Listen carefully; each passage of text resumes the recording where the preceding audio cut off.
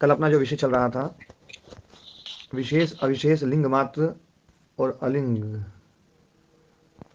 उसके ऊपर कुछ व्याख्याएं चल रही थी। और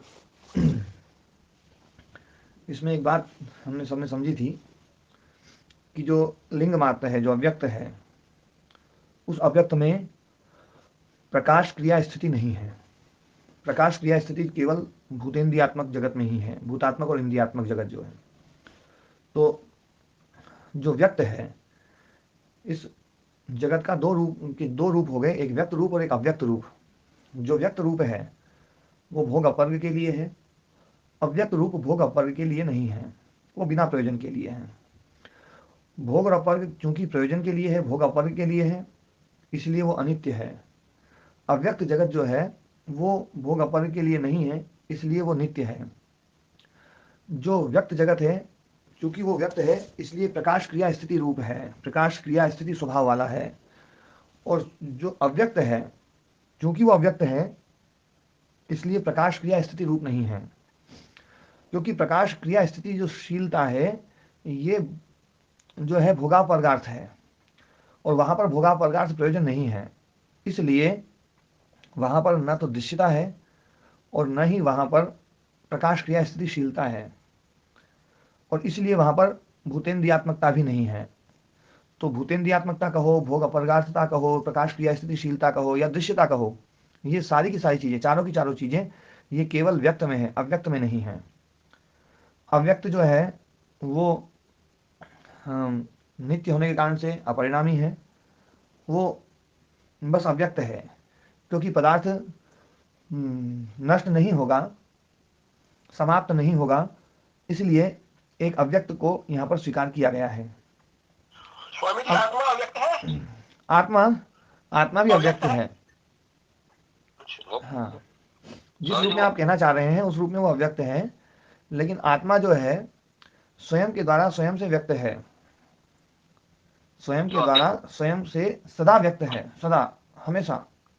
ओम स्वामी जी, हाँ, ओम जी ओम। जब वो अव्यक्त है तो उसमें क्या चीज है क्या उसमें? आप ये भी कह रहे हो कि अव्यक्त है और फिर ये भी कह रहे हो कि व्यक्त कर दो। नहीं, वो व्यक्त मतलब उसमें है क्या? बस वो अव्यक्त उसमें है। व्यक्त अव्यक्त को व्यक्त कैसे करूं, ये बताओ संतोष मुनि जी। नहीं, तो स्वामी जी कुछ तो, कोई तो द्रव्य पदार्थ कुछ तो होगा उसमें। बस वो अव्यक्त है, यही मानना पड़ेगा हमें। ओ महाराज जी, हाँ जी।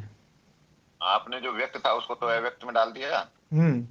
तो अव्यक्त बता रहे थे उसको व्यक्त में लिया है, आत्मा को। ये उल्टा कर आत्मा दिया फिर तो। आत्मा जो है ना, स्वयं से हमेशा व्यक्त ही है। हाँ, वो स्वयं से स्वयं शब्द लगा के फिर व्यक्त कर दिया ना। हाँ, लेकिन दूसरों के द्वारा, वो किसी और चीज के द्वारा कभी भी व्यक्त नहीं हो सकती।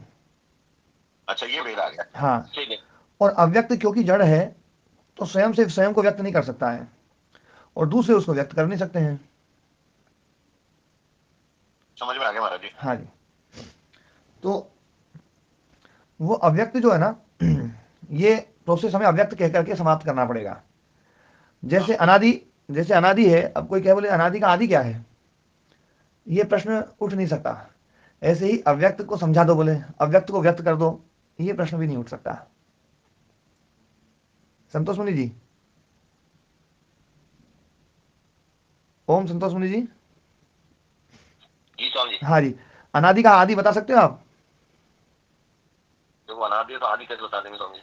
अनंत का अंत बता सकते हो? नहीं, वहां अनंत है, अनंत तो है ही नहीं, अंत तो है ही नहीं उसमें। तो ऐसे ही अव्यक्त को व्यक्त नहीं कर सकता मैं। नहीं, और मान लीजिए उसको अव्यक्त को हम हटा दें, कोई पदार्थ कुछ नहीं है, तो पूरा काम नहीं चलेगा। काम फिर ये होगा कि संसार जो है ना समाप्त हो जाएगा। मतलब जो पदार्थ है ना, भाव से अभाव की उत्पत्ति हो जाएगी, नहीं है जबकि तो भाव से अभाव की उत्पत्ति नहीं होती है, अभाव से भाव की उत्पत्ति नहीं होती है। नहीं, ये मानना ही पड़ेगा। हाँ, इसलिए मानना पड़ेगा। ठीक हम है स्वामी। इसको समाप्त नहीं कर सकते, ये दर्शनकार इसको समाप्त नहीं करते हैं, इसलिए उसको अव्यक्त में डालते हैं। ठीक है स्वामी। ठीक है ना जी। हमारे जो इसको समाप्त करेंगे, संसार चल रहा है, ये भी समाप्त मानना पड़ेगा फिर हमें, ये हाँ, फिर दोष तो आ बड़ी, जाएगा। हाँ थोड़ी दिक्कत ही हो जाएगी। ये अव्यक्त वाली जो चीज है ना, उसको मान करके यहाँ पर इस दर्शनकार ने त्रैतवाद को स्थापित किया है। ठीक है ना। ठीक है महाराज। स्वामी जी बाह्य दृष्टि से देखने से, बाह्य दृष्टि से बात कर रहा हूँ स्वामी जी जी से बाह्य दृष्टि से बात करें तो एक शरीर है वो शव है और एक व्यक्ति है। जो व्यक्ति है ना, जब शव है तो कुछ व्यक्त नहीं हो रहा है उससे, लेकिन जब मनुष्य रूप में है, जीवित है, तो ऐसा लगता है कि उसको देख के अपन कह सकते हैं कि हाँ इसमें आत्मा है। तो ऐसा प्रतीत होता है कि जड़ आत्मा को व्यक्त कर रहा है। हाँ, जड़ आत्मा को व्यक्त करता है, लिंगित करता है, पर वो जो व्यक्तता है ना, वो व्यक्तता करता किसको है? ये आत्मा तो व्यक्ति ही है, खुद को ही करता है जी। वो खुद को जड़ को ही व्यक्त कर लेता है जी जी, है ना। और जड़ को जो व्यक्त करता है वो तत्वतः करता है या अतत्वतः करता है? अतत्वतः होना चाहिए महाराज जी। हाँ, तात्विक दृष्टि से जो ना आत्मा को व्यक्त नहीं कर सकता वो, आभास करा देता है स्वामी जी। हाँ, आभास होता है, पर आभास है क्या वो ये नहीं बता सकता वो, है ना। इसलिए वो अव्यक्त है। जड़ के द्वारा आत्मा को कभी नहीं समझा जा सकता। हाँ, उसके करीब तक पहुंचा जा सकता है और ये समझा जा सकता है कि जड़ अलग है। जड़ अलग है ये जिस दिन समझ में आ गया, आत्मा से जड़ अलग है ये जिस दिन समझ में आ गया, उस दिन जो है ना, मतलब हम तत्व ज्ञानी हो जाएंगे। शब्द से तो सभी सभी अलग मान रहे हैं। हाँ साधक हैं। हाँ, शब्द से तो मान रहे हैं। ये बात संतोष मुनि जी ने बहुत गहरी बोली है। शब्द से हम सभी मानते हैं पर व्यवहारता हम नहीं मानते हैं।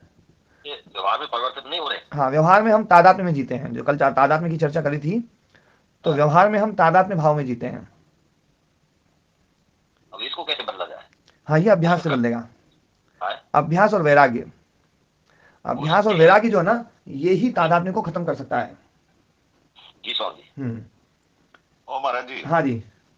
ईश्वर प्रणिधान तो हमारे काम नहीं दे रहे, अभ्यास और वैराग्य से बदलेगा तो बदलेगा बस। नहीं, ईश्वर प्रणिधान भी बहुत सहायक है, ईश्वर प्रणिधान भी बहुत सहायक है, लेकिन ये ईश्वर प्रणिधान जो है ना, ये जो जिनकी यात्रा भी बहुत नीचे सीढ़ी पर है उनके लिए बहुत काम का है। और हाँ, आगे जाकर के तो जो है ना, अभ्यास वैराग्य ही है ना, अभ्यास वैराग्य कहें, विवेक वैराग्य कहें, है ना, विवेक वैराग्य की चर्चा खूब होती है ना, क्योंकि योग दर्शनकार विवेक वैराग्य पर ज़्यादा जोर देता है। वो थोड़ी देर में जैसे ही बात करेगा ईश्वर प्रणिधान की, वो ईश्वर प्रणिधान की बात करके फिर थोड़ी देर में फिर है ना तत्व ज्ञान पे आ जाएगा। तत्व ज्ञान मतलब विवेक वैराग्य पे आ जाएगा, विवेक पे आ जाएगा, विवेक से वैराग्य आ जाएगा। तो इसलिए जो है ना, हाँ ओम जी जी प्रणाम महाराज जी। हाँ प्रणाम जी। महाराज जी आपने कहा कि अव्यक्त को समाप्त हो जाने से संसार समाप्त हो जाएगा, तो अव्यक्त जब किसी काम ही नहीं आ रहा, उसके समाप्त होने से संसार समाप्त कैसे हो जाएगा? नहीं, संसार समाप्त नहीं, संसार में ये दोष आ जाएगा कि भाव पदार्थ से अभाव की उत्पत्ति हो गई, सिद्धांत दोष होगा। हाँ, सिद्धांत दोष हो जाएगा। भाव पदार्थ से अभाव पदार्थ की उत्पत्ति, भाव का अभाव नहीं होगा और अभाव का भाव नहीं होगा। तो चूंकि योग दर्शन जो है ना ये व्यावहारिक पक्ष है, तो व्यावहारिक पक्ष मानने पर योग दर्शनकार भाव पदार्थ को अभाव में नहीं डाल सकता। ठीक है, वेदांत में भी व्यावहारिक पक्ष में भाव पदार्थ अभाव में नहीं जा सकता, लेकिन वेदांत जो है ना 3 सत्ताओं को अलग अलग बता देता है, प्रातिभाषिक सत्ता, व्यावहारिक सत्ता और पारमार्थिक सत्ता। तो पारमार्थिक सत्ता में वो इसको भाव पदार्थ मानता ही नहीं है। महाराज 3 कौन से बताइएगा, फिर से बताइएगा। प्रातिभाषिक सत्ता जी, व्यावहारिक सत्ता।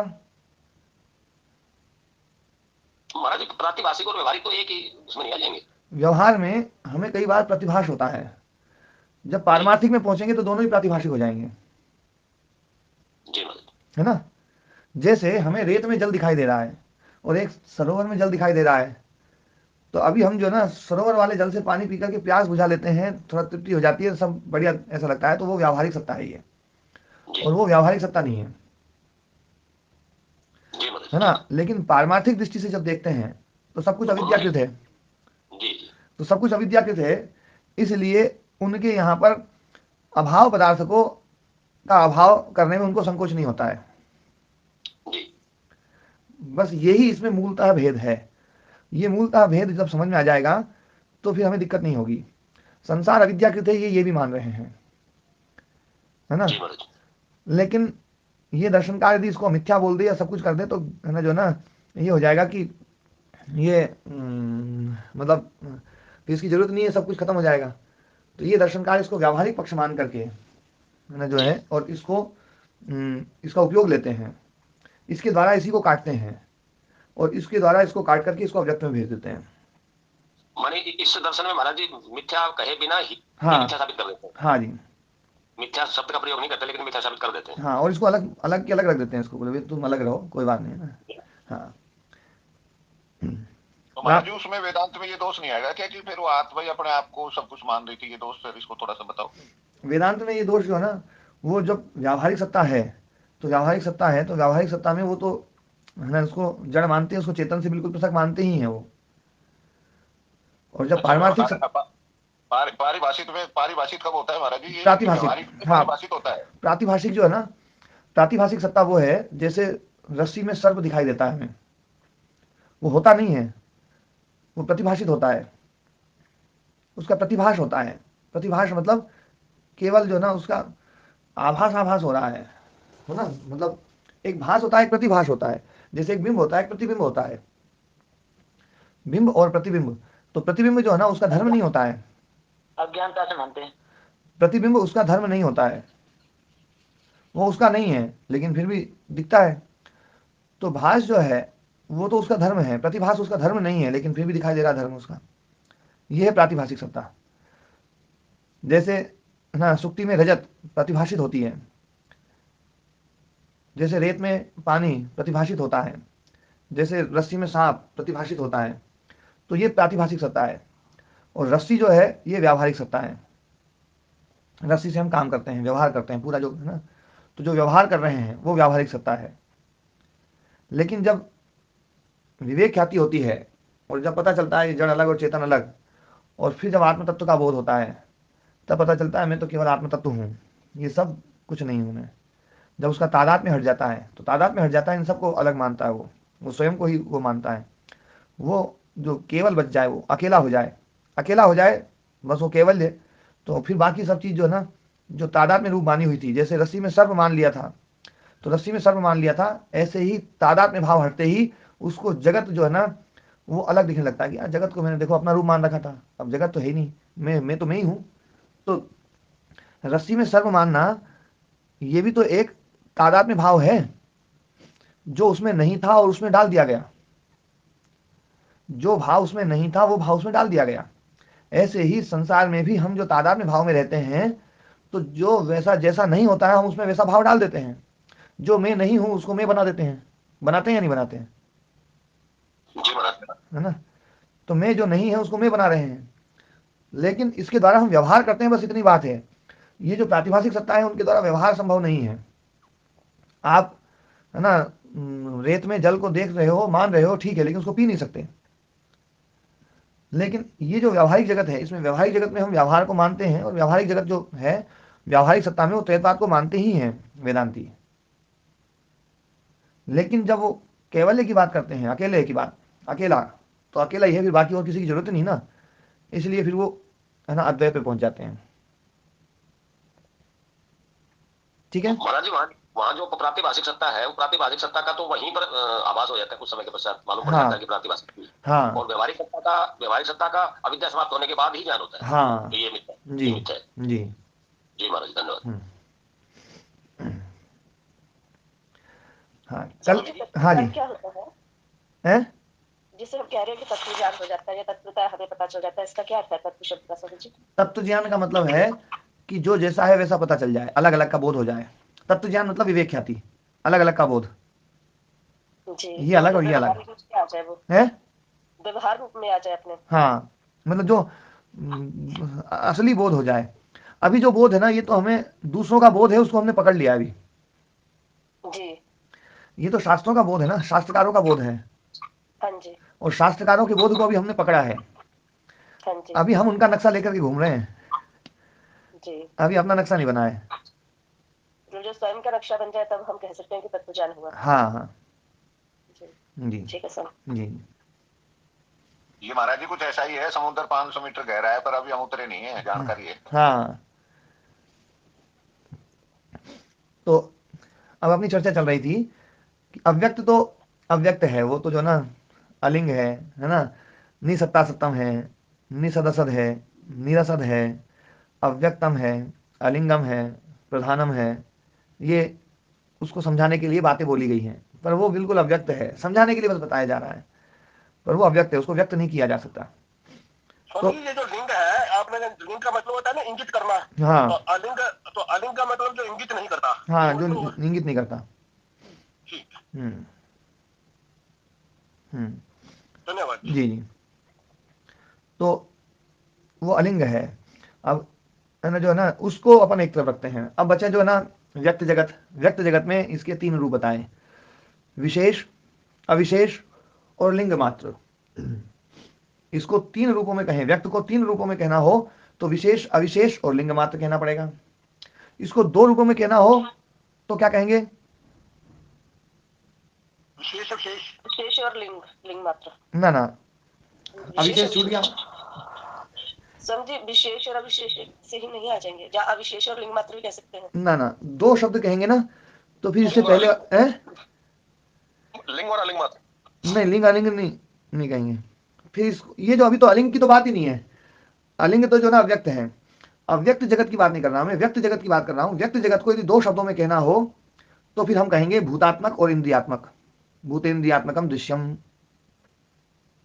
ठीक है, ठीक है, समझे। हाँ, भूतात्मक और ना इंद्रियात्मक, उसी को मैंने 2 शब्द कहा था, व्यवसायत्मक और व्यवसायत्मक। ठीक है, और यदि इसको एक ही कहना हो तो उसको हम कह सकते हैं व्यक्त, उसको हम कह सकते हैं दृश्य, है ना। ये एक रूप, एक कहना हो तो ठीक है ना। ये है, ये दृश्य है, ये त्याज्य है, छोड़ने योग्य है, ये व्यक्त है, ये हम कह सकते हैं। तो 1 में कहो, 2 में कहो, 3 में कहो, समझाया जा रहा है उसको ना, अलग अलग रूप से समझाया जा रहा है उसको। 6 रूप में कहो तो प्रकाश, क्रिया, स्थिति, प्रकाश्य, कार्य और स्थेय, ये 6 रूपों में कह सकते हैं। इसको 23 रूपों में कहना है। महाराज दृश्य शब्द जब कहेंगे तो अलिंग को हटाकर कहेंगे। हाँ, अलिंग को हटा करके कहेंगे। दृश्य में मतलब अलिंग सम्मिलित नहीं है। अलिंग सम्मिलित नहीं है जी महाराज, क्योंकि जो ना संयोग जो ना वो दृश्य के साथ में है। दृष्टि दृश्यो संयोगो है हेतु, ये कहा गया ना। जी महाराज।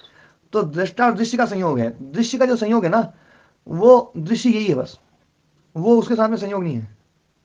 ठीक है महाराज, ठीक है ना। हाँ, और मैंने पहले भी चर्चा करी थी, संयोग जो है ना, ये वैसा नहीं है कि 2 वस्तुओं की एक स्थान में प्राप्ति।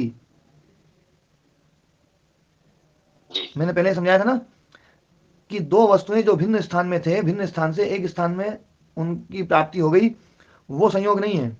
जैसे दूध अलग गिलास में रखा था, जल अलग गिलास में रखा था, दोनों को एक जग में डाल दिया तो दोनों को एक स्थानीय कर दिया, तो एक स्थानीय के द्वारा संयोग नहीं है। क्योंकि आत्मा तो जो ना, वो तो है ही, सब जगह है ही, उसका तो हर चीज के साथ में संयोग है वैसे तो, पर चूंकि वो अप्रतिसंक्रांत है, अप्रतिसंक्रमा है, अप्रतिसंक्रम होने के कारण से वो एक स्थान के द्वारा उसमें ना संयोग नहीं हो सकता है। स्थानकृत संयोग कभी भी नहीं हो सकता उससे, क्योंकि वो अप्रतिसंक्रमा है। स्वामी जी, जैसे ईश्वर सर्वव्यापक है तो फिर आत्मा भी सर्वव्यापक है। हाँ, आत्मा भी, उसको सर्वव्यापक शब्द जो है ना, ये भी छोटा शब्द है। सर्वव्यापक शब्द लिमिटेड में आता है। कैसे आता है, कोई बता सकता है?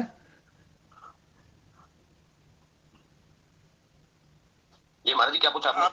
सर्वव्यापक शब्द लिमिटेड है या अनलिमिटेड है? लिमिटेड है? अनलिमिटेड है। लिमिटेड है महाराज, ये लिमिटेड है जी, लिमिटेड है, अनंत होगा फिर, अनंत।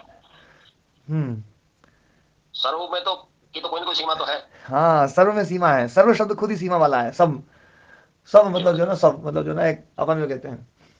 और वास्तव में हाँ, जो ज्ञान में है। हाँ, और वास्तव में देखा जाए ना तो अनंत शब्द सर्व से थोड़ा सा व्यापक अर्थ को लेता है, लेकिन अनंत शब्द भी जो है ना, वो भी थोड़ा सा लिमिटेड है। फिर वो है वाला बच जाएगा आप वाला बस है ये जो है ना, ये जो है, ये अनलिमिटेड है, बस वो है। महाराज जी, राम कुमार जी की शरण में आना पड़ेगा। हमको तो आदरणीय राम कुमार जी की शरण में आना पड़ेगा। हाँ, राम कुमार जी इस चीज को बड़े अच्छे समझते हैं। ये बात में मैं गुरुजी से जब है ना, मतलब गुरुजी जब बोलते थे ना आत्मा, जैसे मतलब ये जो ना कि परमात्मा विभू, मन की विभू तो जो ना स्थान की दृष्टि से हो गया, तो हम स्थान की कल्पना के द्वारा समझाना चाहते हैं कि ये विभू है। तो फिर गुरुजी कहते थे तुम सही समझे, जो विभू को भी जो है ना छोड़ दे वही सही स्वरूप को समझ सकता है। एक होता है अणु अल्पदेशी, एक होता है विभू सर्वदेशी। पर वो सर्वदेशी और विभू शब्द भी वास्तव में लिमिटेड है। एक महाराज, ये परिचिन्न क्या है? परिचिन्न शब्द आता है, परिचिन्न जो है ना वो अलग अर्थ में है ना। पर अभी जो ये जो चर्चा आ रही है ना, इस चर्चा में जो है मैं जो बात बता रहा था कि अणु और विभू, अणु और विभू शब्द भी वास्तव में लिमिटेड हैं।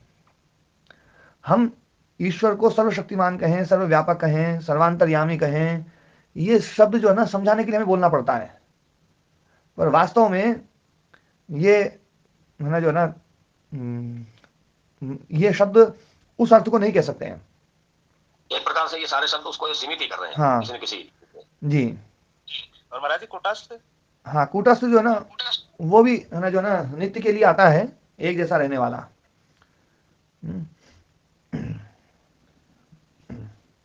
परिच्छिन्न जो है ना शब्द जो है ना राम कुमार जी, परिच्छिन्न का मतलब है कि जो किसी के द्वारा ढका हुआ या किसी के द्वारा है ना सीमित किया हुआ, वो होता है परिच्छिन्न। काल के द्वारा सीमित कर दिया गया वो है परिच्छिन्न, है ना। स्थान के द्वारा सीमित कर दिया गया वो स्थान परिच्छिन्न है, काल परिच्छिन्न है, वस्तु परिच्छिन्न है। और आत्म तत्व स्थान, काल और वस्तु परिच्छिन्न से रहित है। तो परिच्छिन्न फिर प्रकृति आएगी महाराज जी, आएगा कौन उसमें? परिच्छिन्न तो ये सब एक एक वस्तु अलग अलग है ही, वस्तु है सब परिच्छिन्न है। अलग अलग वस्तुओं को परिच्छिन्न में लिया जाए। हाँ किम नाम अनंतत्वम, पहले कहा था ना मैंने एक बार, त्रिविध परिच्छेद राहित्यम अनंतत्वम। जी ओम प्रणाम। हाँ प्रणाम जी।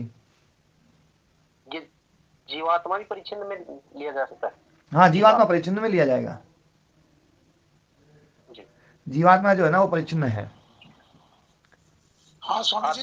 हाँ आत्मा परिच्छिन्न, आत्मा परिच्छिन्न है, अनंत है। जी स्वामी जी ओम। जी ओम जी। मैं ये समझा हूँ कि जो ईश्वर है परम पिता परमेश्वर, उन्हीं का ये जो उन्हीं का समझो एक अंश है, रूप है ये आत्मा। ये थोड़ा सा गड़बड़ समझ गई। क्योंकि जब वो चित्त उसके साथ यानी शरीर और चित्त इससे मिलता है तब तो वो ठीक है जीवात्मा बन जाती है। हाँ। और जब प्योर फॉर्म में होता है तो फिर परमात्मा का ही एक अंश मैं मान सकता हूँ या नहीं? हाँ परमात्मा के स्वरूप को भी थोड़ा सा समझना पड़ेगा कि परमात्मा का स्वरूप क्या है। और जब परमात्मा का स्वरूप समझ जाएंगे ना और आत्मा का स्वरूप समझ जाएंगे तो आप आत्मा के लिए ब्रह्म शब्द का प्रयोग कर सकते हैं फिर वेदांत में जाकर के। नहीं ये चीज ना कभी ईश्वर के स्वरूप को समझाऊंगा ना वो लंबा विषय है। मैं तो क्या है, मैं तो आगे सूत्र पढ़ना कराना चाह रहा हूँ, पर वो जो है हाँ करेंगे पढ़ना। पर इसको यूँ समझ लो कि वो ईश्वर का अंश तो नहीं है, ईश्वर का वो है ना, ठीक है ना। हाँ हाँ ईश्वर उसका अंश हो सकता है, ये बात भली थोड़ी बहुत कही जा सकती है। मैं आत्मा को सबसे ऊपर रखता हूँ कि अपना काम आत्मा से है। जब तक ये जड़ है, जब तक जड़ है तब तक ईश्वर की व्यवस्था आवश्यक है और ईश्वर की व्यवस्था में रह करके ही हम उस आत्म तत्व तक पहुंच सकते हैं।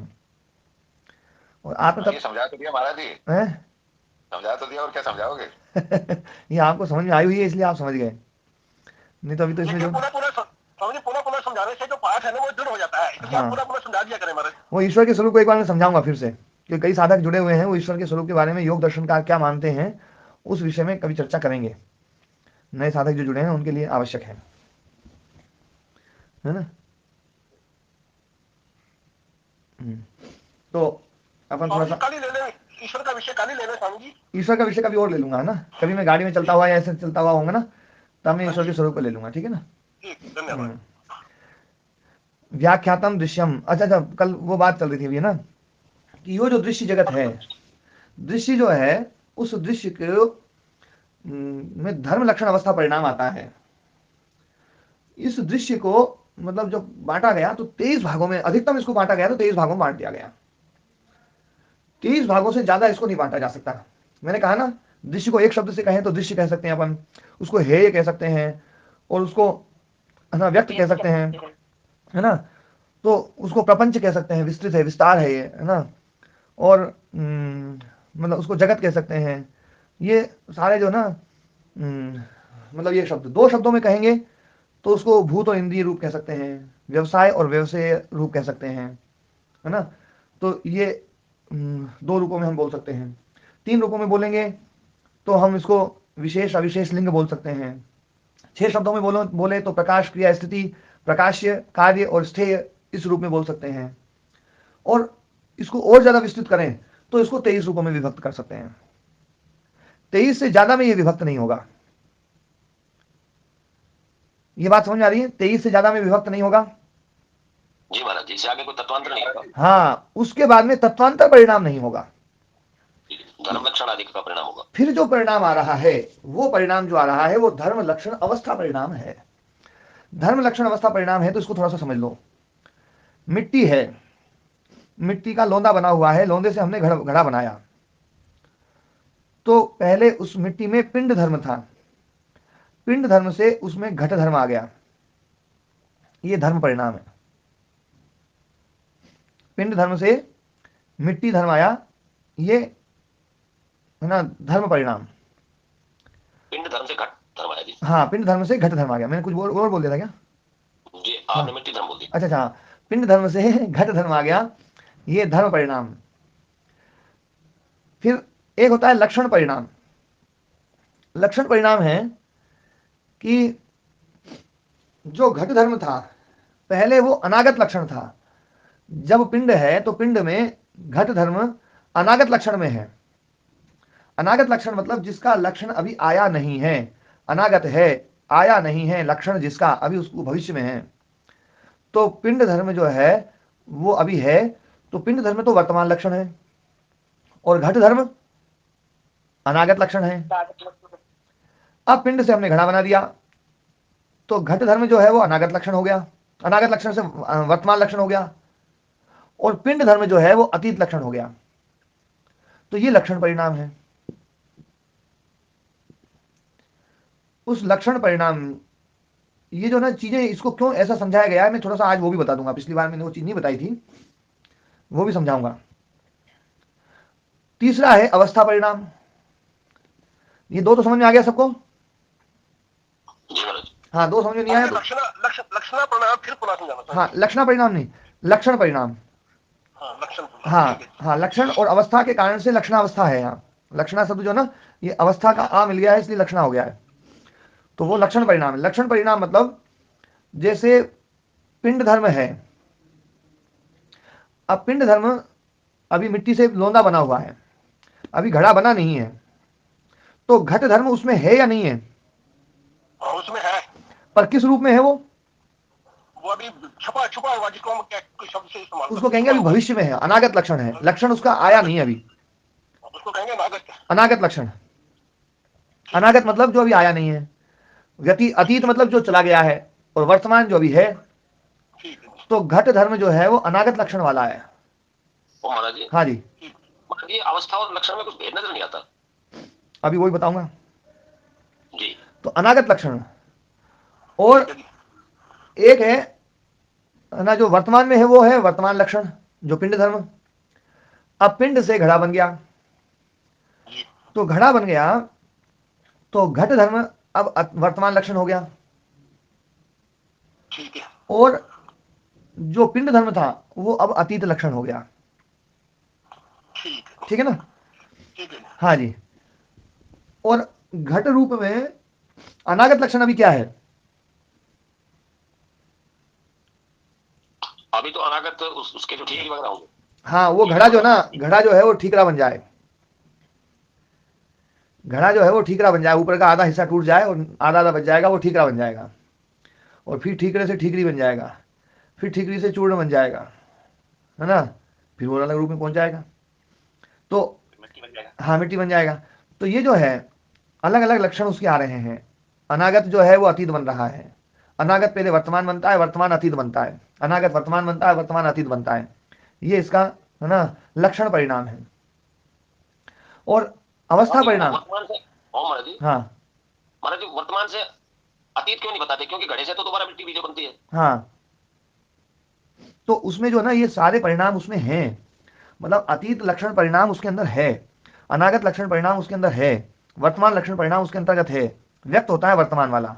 अतीत लक्षण जो है व्यक्त अभी दिखाई नहीं दे रहा है, लेकिन तात्विक व्यक्ति को दिखाई देता है, जो उसको जानता है ना, कुम्हार को दिखाई देता है, मिट्टी के लोंदे में उसको ना अनागत लक्षण उसको दिखाई देता है, दिखाई देता ही नहीं देता है। जी महाराज।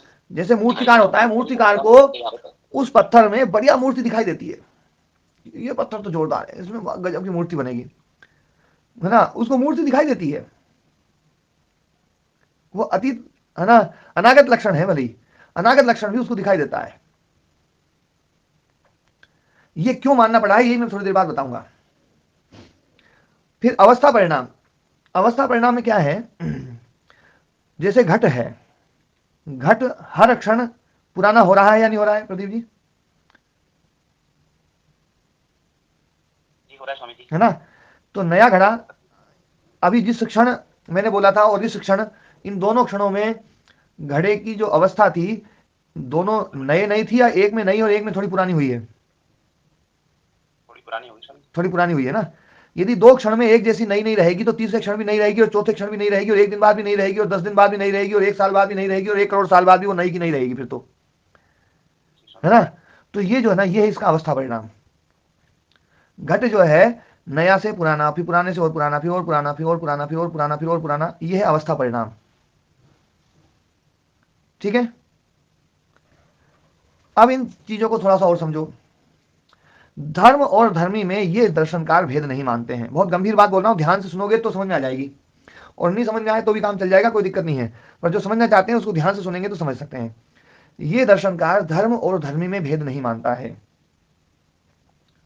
सांख्य और योग जो है धर्म धर्मी में भेद नहीं मानते हैं। न्याय वैशेषिक धर्म और धर्मी में भेद मानते हैं। वो ये मानते हैं कि धर्मी अलग है, धर्म अलग है, धर्म बदल रहा है, धर्मी नहीं बदल रहा है, धर्म बदल रहे हैं। ये दर्शनकार धर्म धर्मी में भेद नहीं मानते हैं। तो फिर इसके ऊपर प्रश्न उठाया जाता है कि घट धर्म आया है और घट धर्म के बाद में, मतलब पहले पिंड धर्म था, पिंड धर्म के बाद में घट धर्म आ गया, तो धर्म बदला या नहीं बदला? बोले हाँ बदला। तो बदला है तो धर्मी बदल गया, क्योंकि धर्म और धर्मी में भेद नहीं है। तो ये बोलते हैं, बोले धर्म और धर्मी में भेद नहीं है, और धर्म आपको बदला हुआ दिखाई दे रहा है, लेकिन फिर भी धर्मी नहीं बदला है, क्योंकि उस धर्मी में आपने उस समय केवल वही धर्म देखा, पिंड धर्म। हमें तो उस समय उसमें घट धर्म भी दिखाई दे रहा था, पर वो अनागत लक्षण था, वो अनागत लक्षण है, उसमें मौजूद है, उस मिट्टी के अंदर। महाराज इसका ये तात्पर्य होगा कि मतलब ये योग आदि, योग और सांख्य जो दर्शन है, ये उसमें सारे धर्मों को उपस्थित तो उसी धर्मी में, मतलब धर्मी धर्म को एक ही मान रहे हैं, परंतु उनकी व्यक्त और अव्यक्त, जो अव्यक्त है अव्यक्त है, उसका भेद कर रहे हैं, उसका भेद कर रहे हैं। हाँ, इसलिए अनागत और अतीत वाला मान करके बोले धर्म चला गया। बोले चला गया नहीं, अतीत लक्षण धर्म अभी भी इसमें है, पर वो अतीत है, अतीत लक्षण धर्म इसमें है, और वर्तमान धर्म जो चल रहा है, वर्तमान लक्षण जो धर्म चल रहा है, वो तुम्हें दिखाई दे रहा है। जैसे मूर्तिकार को पत्थर में मूर्ति दिखाई देती है, आपको नहीं दिखाई दे रही है, वो अनागत धर्म है। जब वो वर्तमान हो जाएगा तो वर्तमान में आपको भी दिखने लगेगी, पर मूर्ति क्या उसमें पहले नहीं थी क्या? वो आकार उसमें नहीं था क्या पहले? जी था, वो तो था। बोले तो इसलिए धर्म धर्मी का भेद ना करते हुए भी ये अपनी बात को स्थापित कर देते हैं। इसलिए यहाँ पर धर्म लक्षण अवस्था, ये 3 प्रकार के भेद समझाए गए हैं, और समझा करके फिर ये कह देंगे ये सारी की सारी अवस्था ना भेद है, अवस्थाएं हैं बस।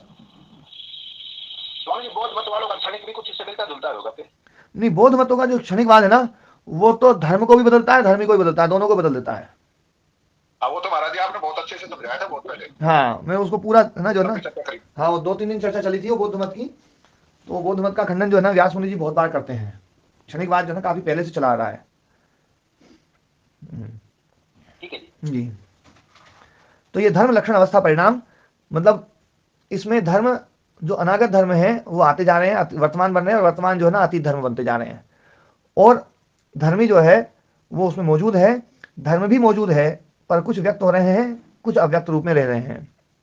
वो अव्यक्त व्यक्त हो जाते हैं उस काल में, और फिर वो अव्यक्त में पहुंच जाते हैं, वो अव्यक्त हो जाते हैं। महाराज जी से ये अर्थ लें कि ये अवस्था लक्षण और धर्म जो है तीनों तात्विक रूप से एक ही है? एक ही है, तात्विक दृष्टि से एक ही है। ये बात भाष्यकार जो है तीसरे पाद में कह देंगे स्पष्ट रूप से। जी महाराज। हाँ, कहो तो मैं अभी बताऊं, आप लोग चाहो तो खोल लो वाली पेज जो है ना, ये है 13वां सूत्र है ना, तीसरे पाद का। देखो सबसे नीचे वाली लाइन देखो, ये है 36वें नंबर पृष्ठ पर, 36वें नंबर पृष्ठ पर दिख रहा है, सबसे नीचे वाली लाइन देखो, अवस्थितस्य द्रव्यस्य पूर्व धर्म निवृत्तौ, अवस्थित जो द्रव्य है तो पूर्व धर्म की निवृत्ति हो गई, धर्मांतर उत्पत्ति ही और दूसरे धर्म की उत्पत्ति हो गई, वही परिणाम है। अथ कोयम परिणाम, ये परिणाम क्या है? तो बोले जो पहले धर्म था वो निवृत्त हो गया और जो दूसरा धर्म है वो आ गया, ये परिणाम है। आत्मा अपरिणामी है तो आत्मा में कोई धर्म आता नहीं है और पहले वाला धर्म जाता नहीं है, ना उसमें कोई धर्म जाता है और ना कोई धर्म आता है।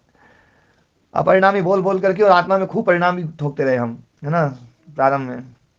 लेकिन जब समझ में आया कि अपरिणामी तो हो तो जो ना, इसमें कोई धर्म जाएगा नहीं और कोई नया धर्म आएगा नहीं, है ना। अच्छा स्वामी, जितने भी डाकू लुटेरे चोर है ये सभी देखा जाए तो आत्म तत्व से सब एक जैसे ही हैं, हम सब एक जैसे ही हैं। आत्म तत्व में सब एक जैसे हैं, सब मतलब जो है ना। हाँ इसलिए देखो भगवान कृष्ण जी ने एक वो बोला है ना, विद्या विनय संपन्ने ब्राह्मणे गविहस्तिनी शुनि चैव स्वपाके च पंडिता समदर्शिनः।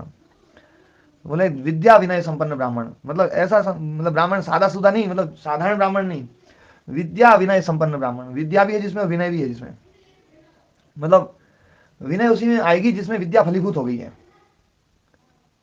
बिना फलीभूत हुई विद्या विनय नहीं दे सकती है, वो अहंकार देगी फिर। मतलब जो केवल ज्ञान है ना, मतलब जो ध्यान देना, मैंने एक बार पहले बोला था कि एक तो होती है ना मेमोरी और एक होता है ज्ञान। तो मेमोरी जो है ना वो अहंकार को देगी और ज्ञान जो है ना वो विनय को देगा। विद्या ददाति विनयम। उदाहरण से समझाता हूं मैं। जैसे कई व्यक्ति जो है ना वो उनसे पूछो भैया सत्य बोलना चाहिए, बोले बोलना चाहिए, झूठ नहीं बोलना चाहिए, बोले नहीं बोलना चाहिए, है ना, चोरी करना चाहिए, बोले नहीं करना चाहिए, सुबह जल्दी उठना चाहिए, सुबह उठना चाहिए, सारी बातें उनको याद है, सब बात याद है।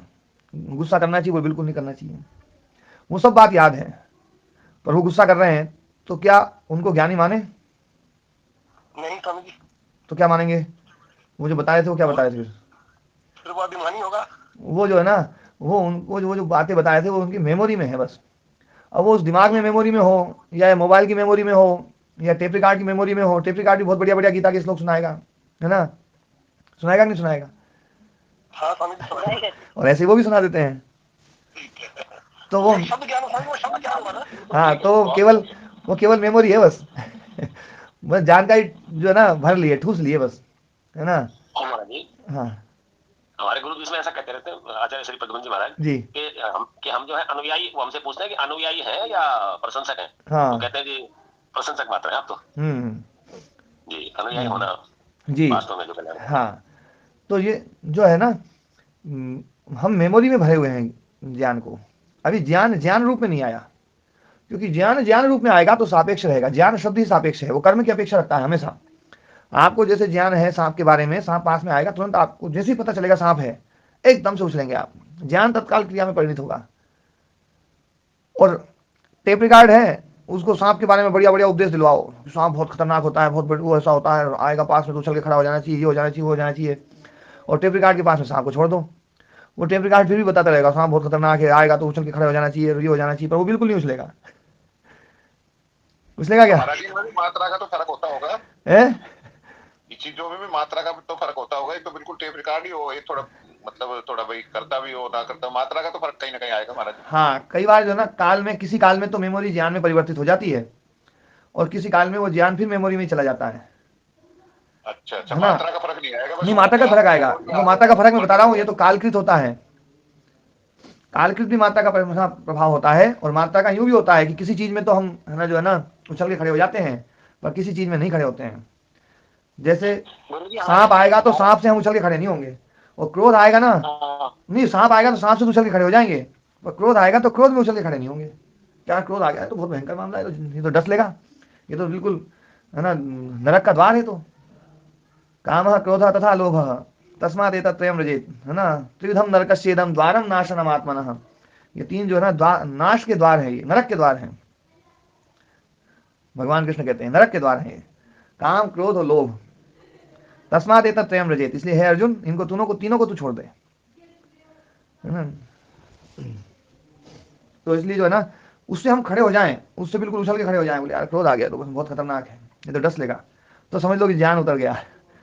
और वो जो ज्ञान है ना, वो विनय देगा, अहंकार नहीं देगा, मेमोरी अहंकार देगी। तो ना जो है अपनी चर्चा नाटक से तो हम भी करने लगा थोड़ा थोड़ा। अच्छा तो है ना जो है अपनी चर्चा ये किस पे बात चली थी, हाँ वो उस पे चली थी, विद्या विनय संपन्न ब्राह्मण गवि हस्तिनी। तो ऐसा ब्राह्मण जो विद्या और विनय से संपन्न है, मतलब विद्या उसकी थोती नहीं है, विद्या का आचरण, विद्या आचरण में है, तो विनय युक्त है वो। तो विद्या विनय संपन्न ब्राह्मण, गाय, हाथी, कुत्ता, शुनी, श्वपाक, और जो कुत्ते को खा जाए, चांडाल, वो पंडिता समदर्शिना। तत्वज्ञानी व्यक्ति जो है ना, इन तीनों, इन सबको एक जैसा मानता है।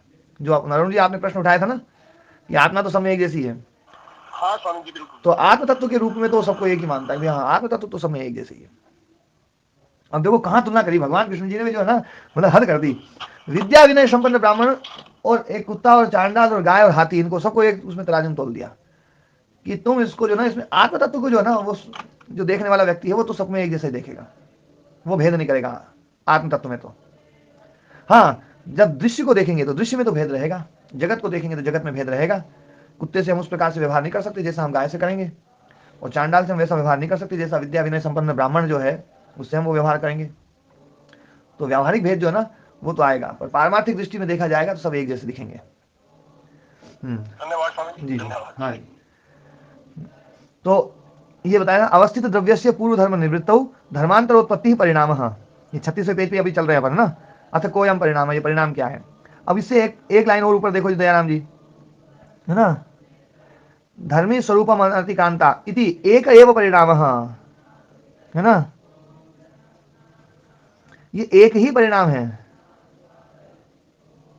त एते मतलब ते एते वो जो है ये धर्म लक्षण अवस्था परिणाम धर्म स्वरूपम अनतिक्रांता इति एक एव परिणाम, एक ही परिणाम है। धर्म लक्षण अवस्था परिणाम जो है वो धर्मी स्वरूप को अतिक्रांत नहीं कर रहे हैं, उसको उल्लंघन नहीं करते हैं, धर्मी में ही रहते हैं।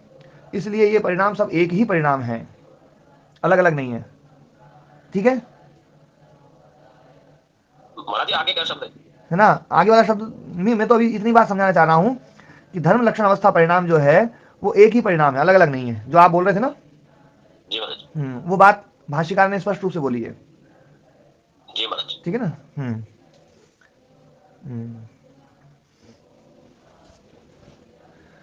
तो है ना, वापस अपने उसमें सूत्र पे आते हैं अपन। स्वामी 23 तत्व जो पहले अपने एक बताया, फिर 2 बताए, फिर 6 बताए, 1 2 3 3 भी बताए, 6 भी बताए। हाँ, अब 23 तो पुनरावृत्ति करनी है। 23 में जो ना एक है, मतलब ऊपर से नीचे चलता हूं देखो, महत, महत, फिर अहंकार, फिर पंच तन्मात्राएं, शब्द स्पर्श रूप रस गंध, 11 इंद्रियां, है ना, मन, घ्राण रसन चक्षु स्वक श्रोत्र, और है ना वाक पाणी पाद पायुपस्थ, ये 11 इंद्रियां, और पंच महाभूत पृथ्वी व्यापस तेजो वायु आकाशम, ये हमें जो है ना 23 तत्व हो गए पूरे। इनके बाद कोई परिवर्तन नहीं होता ना। हाँ, इनके बाद में कोई तत्वांतर परिणाम नहीं है। बाकी सब जो है ना, जो भी दिखाई दे रहा है ये धर्म लक्षण अवस्था परिणाम है। हमें जल जल रूप में दिखाई दे रहा है ये अवस्था परिणाम है, वायु हवा जो है ना दिखाई दे रही है अवस्था परिणाम है, ये जो पृथ्वी दिखाई दे रही है अवस्था परिणाम है, सब अवस्थाएं परिणाम है। इसको धर्म परिणाम कहो, अवस्था परिणाम कहो, लक्षण परिणाम कहो, सब जो है ना परिणाम है। ठीक है ना। हाँ जी जी हाँ, व्याख्यातम दृश्यम, व्याख्या दृश्य की व्याख्या करती है। अब ना अथ द्रष्टु स्वरूपावधारणार्थम इदम आरभ्यते। अब द्रष्टु है ना, दृष्टा के स्वरूप को है ना के अवधारण के लिए, दृष्टा के स्वरूप के निश्चय के लिए, अवधारण मतलब निश्चय, अवधारणार्थ निश्चयार्थ इदम आरभ्यते, ये सूत्र प्रारंभ किया जा रहा है। दृष्टा दृषि मात्र शुद्धोपि प्रत्ययानुपश्य। दृष्टा, दृष्टा मतलब दृषि मात्र, दृष्टा मतलब दृष्टा मतलब आत्मा। हाँ, दृष्टा मतलब दृश्य मात्र, ज्ञान मात्र। अच्छा, दृश्य मात्र, मात्र शब्द बोल दिया यहाँ पर, मतलब वो दृश्य मात्र है और कुछ नहीं है, अलग, इससे अलग कुछ नहीं है, ज्ञान मात्र है, इससे अलावा कुछ नहीं हो। मात्र शब्द बोलते ही दूसरी सब चीजों को हटा दिया जाता है ना। मात्र शब्द का अर्थ यहाँ पर जो ना अर्थ किया है भाष्यकार ने, विशेषणा परामृष्ट है ना, विशेषणा परामृष्टा, ये ना जो ना दृक् शक्ति स्त्रीलिंग में है इसलिए परामृष्टा कहा। तो विशेषणा परामृष्टा, विशेषण से अपरामृष्ट है, उसका कोई विशेषण नहीं बन सकता। उसको आप है ना जो है ना मतलब ऐसी कोई भी चीज से नहीं बोल सकते जो उसका वाचक हो और दूसरों से भेद करा दे, दूसरों से भेद करा दे। विशेषण किसको बोलते हैं? जो दूसरों से भेद नहीं, भेद तो उपाधि भी कराती है, पर विशेषण और उपाधि में मैंने भेद बताया था, अंतर बताया था। हम समझ नहीं पाए थे गुरुजी। हाँ, अच्छा, आप बाद में जुड़े ना, तो वो आज फिर से समझो। विशेषण वो होता है जो भेद कराता है, उपाधि वो होती है जो भेद कराती है। लेकिन दोनों में अंतर क्या है? तो अंतर यह है कि विशेषण जो है ना भेद कराता है, पर विशेषण उसका वाचक भी होता है। विशेषण ना जो है जिसको अलग करता है दूसरों से, विशेषण शब्द उसको कहता भी है, विशेषण शब्द उसका वाचक भी होता है, और वो जो अलग किया गया है वो विशेषण का वाच्य होता है। जैसे काला सांप, तो ये काला शब्द जो है ना ये सांप को दूसरे सांपों से अलग कर रहा है, कर रहा है जी महाराज। पर काला शब्द सांप को कहता है या नहीं कहता है? कहता है जी। काला शब्द सांप को कहता है, काला आ गया, कालिया आ गया। तो काला शब्द जो है ना सांप को कह भी रहा है और दूसरों से अलग भी कर रहा है। गोरा आदमी, लंबा आदमी, और लंबा शब्द आदमी को कहेगा, पतला आदमी, मोटा आदमी, छोटा आदमी। तो ये पांच आदमी आ गए और ये पांच आ गए। आदमी मत बोलो, पांच बोलोगे तो भी पांच शब्द उसको कह देगा, है ना, ठीक है। तो विशेषण जो होता है वो वाचक होकर के वाच्यत्वे सति व्यावर्तकतया प्रतीयमानम विशेषणम, ये वाक्य है, इसको लिख सकते हो, बोलिए आप लोग लिखना चाहो तो। जी महाराज, एक बार फिर से। हाँ जी, वाच्यत्वे सति व्यावर्तकतया प्रतीयमानम विशेषणम।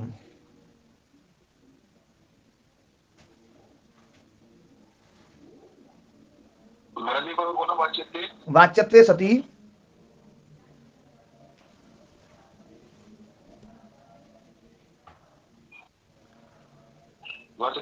व्यावर्तकतया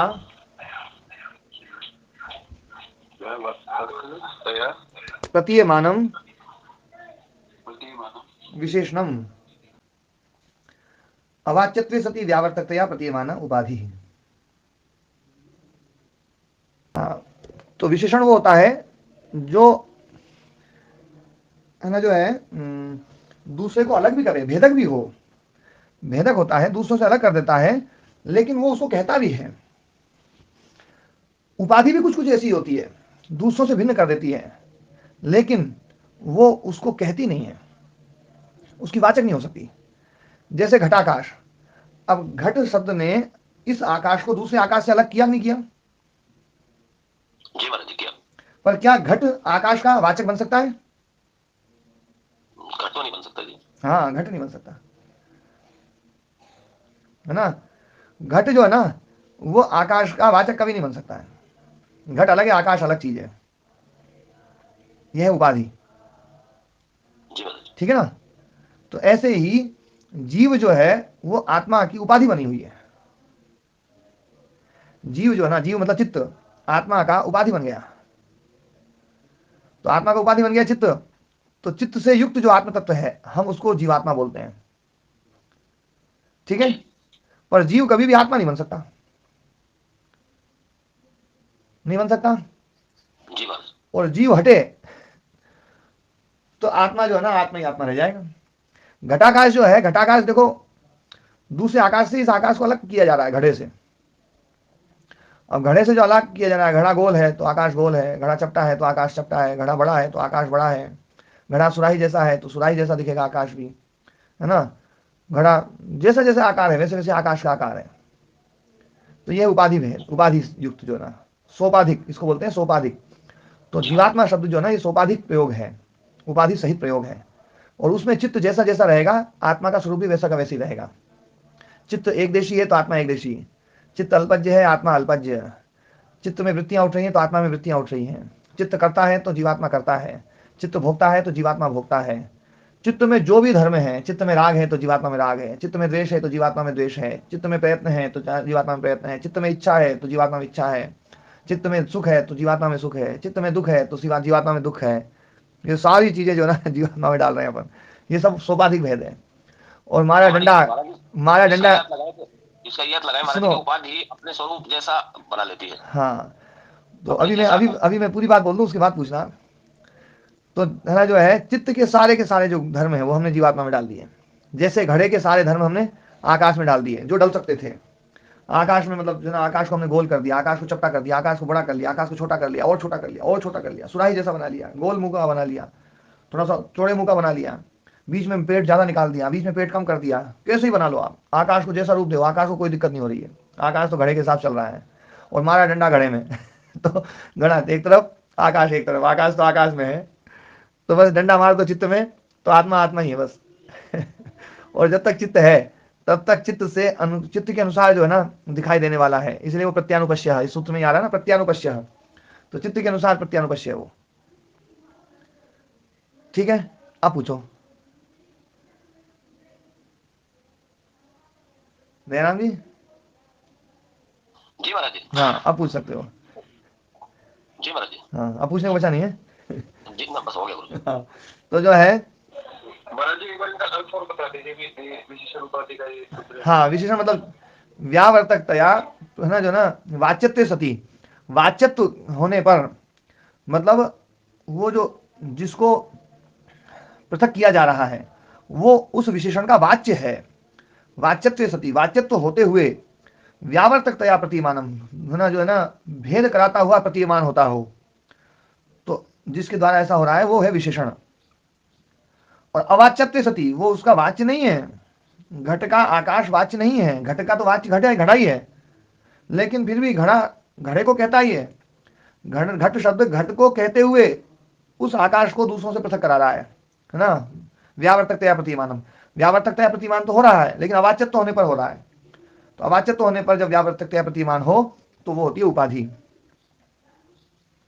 ठीक है ना। हाँ, तो आत्मा का कोई विशेषण नहीं बन सकता है। आत्मा का यदि विशेषण बन जाए, कोई भी शब्द आत्मा को कह दे तो फिर आत्मा शब्दों के द्वारा कहा जाने योग्य हो जाएगा और आत्मा प्रमेय हो जाएगा। आत्मा अप्रमेय नहीं रहेगा। अप्रमेय नहीं रहेगा। ठीक है, बात समझ आई? जी महाराज जी। आत्मा अप्रमेय है, इसलिए कोई शब्द इसको बोल नहीं सकता, कोई बोल ही नहीं सकता इसको। हम शब्दों के द्वारा जो भी बोलते हैं तो वो, क्योंकि शब्दों के द्वारा जो भी ज्ञान बोला जाता है वो लिमिटेड होता है। विकल्प वृत्ति से ऐसे ले सकते हैं कि जो भी हम बोल रहे हैं, जो भी विशेषण दे रहे हैं, वो तो उपाधि का विशेषण है। हाँ, उपाधि है बस, वो उपाधि का ही विशेषण हो सकता है। हाँ, वो उपाधि है बस ना, पर उसको अलग कर रहे हैं, बस इतनी बात है। दूसरों से अलग करने का प्रयास कर रहे हैं। हम उसको बोलते हैं ज्ञान मात्र, है ना, हम उसको बोलते हैं सत, है ना, सत मात्र, चित मात्र, वो चेतन है, वो है ना, अनंत है, वो शुद्ध है, सब जो भी बोल रहे हैं। पर ये सारे के सारे शब्द जो है ना, ये विकल्प वृत्ति से युक्त हैं। जी महाराज। विकल्प वृत्ति जानते हैं ना क्या होती है? जी महाराज, वस्तु शून्य। वस्तु शून्य, वस्तु शून्यता है, लेकिन शब्द की महिमा के कारण से हम उसका अर्थ निकालते हैं। जी महाराज। जैसे अनंत शब्द बोलते हैं, अनंत शब्द में वस्तु शून्यता क्या है? अनंत शब्द में वस्तु शून्यता, अनंत में अनंत जैसी कोई वस्तु है नहीं वास्तव में। ना, अनंत जैसी, अनंत तो वस्तु है ही, आत्मा तो अनंत है ना। अनंत शब्द में वस्तु शून्यता क्या है? अंत नहीं है उसमें, कैसे कहें गुरु, समझ नहीं आ रहा, आप बताइए। हाँ, अनंत शब्द में वस्तु शून्यता यह है कि आप अनंत शब्द से क्या बताना चाह रहे हो। अनंत शब्द में बोल रहे हो लेकिन अंत की व्याख्या करके बोल रहे हो जी। अंत की व्याख्या करके, अंत शब्द का प्रयोग करके आप अनंत को समझा रहे हो। आप अनंत शब्द का प्रयोग करो ना कोई सा, आप अनंत में अंत शब्द बोल रहे हो कि अंत नहीं, अरे अंत नहीं तो है क्या? जी जी जी, ये वस्तु शून्यता है ना। शुद्ध जब हम बोलते हैं, शुद्ध बोलते हैं तो क्या बोलते हैं हम? गंदगी नहीं है, निर्मल, मल रहित है वो, तो मल रहित है क्या? ये नहीं बता सकते, है ना, पर उसमें मल तो नहीं है। तो मल रूपी वस्तु शून्यता है, बस यही बता दिया हमने। अंत रूपी वस्तु शून्यता है, ये बता दिया हमने, पर है क्या वो ये नहीं बता सकते हम। तो ये है विकल्प वृत्ति, ठीक है। अपरिणामी, परिणाम नहीं है क्या, ये है क्या ये नहीं बता सकते। इसलिए आत्मा के लिए जितने भी शब्दों का प्रयोग हो रहा है सब में नेगेटिव शब्दों का प्रयोग होगा। आप ज्ञान मात्र बोलेंगे तो क्या समझेंगे आप कि उसमें अज्ञान नहीं है, यही समझेंगे। ज्ञान क्या है उसका ये नहीं समझ में आएगा आपको जी। सारे नकारात्मक शब्द, सारे नकारात्मक शब्द हैं। इसलिए नेति नेति कहा गया है। ना इति ये वो भी, ये भी नहीं है, वो ये भी नहीं है, वो ये भी नहीं है, वो ये भी नहीं है। पूछने वाला पगला गया, बोले हे क्या, बोले ये नहीं बता सकते, और ये बता सकते वो क्या नहीं है जी, है ना। इसलिए अंत में एक शब्द कहना पड़ा, आत्म प्रत्यसारम। हाँ, आत्म प्रत्यसारम। तो आत्मा जो है वो विशेषण से अपरामनिष्ठ है, कोई विशेषण आप उसको दे नहीं सकते। आप उसको अनंत कह सकते हो, पर अनंत विशेषण नहीं है। आप अंत उपाधि से रहित बता रहे हो बस, क्योंकि अंत उसका गुण नहीं है। आप निर्मल कह रहे हो तो मल उपाधि से रहित बता रहे हो, क्योंकि मल उसका वाचक नहीं बन सकता है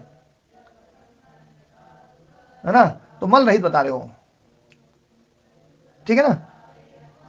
तो हाँ, तो ये विशेषण अपरामिष्ट, विशेषण से अपरामिष्ट है। यही बात जो है ना वहां पर जो कहा गया ना, प्रतिषिद्ध वस्तु धर्म, प्रतिषिद्ध वस्तु धर्म पुरुष जो कहा है ना 7वें 8वें सूत्र में, ये विकल्प वृत्ति में ही है।